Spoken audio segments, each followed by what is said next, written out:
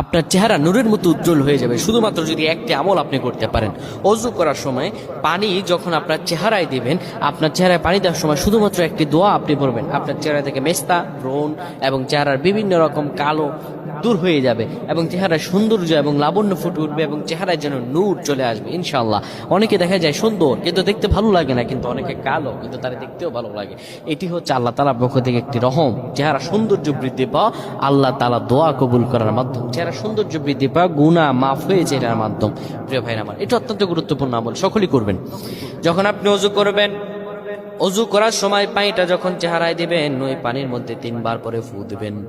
আল্লাহু নূরুস সামাওয়াতি ওয়াল আরদ আল্লাহুম্মা ইগফিরলি, আল্লাহু নূরুস সামাওয়াতি ওয়াল আরদ আল্লাহুম্মা ইগফিরলি। এই দোয়াটি 3 বার পরে সেই পানির মধ্যে ফু দিয়ে পানিটা চেহারার মধ্যে লাগাবেন। আমার আল্লাহ আপনার চেহারার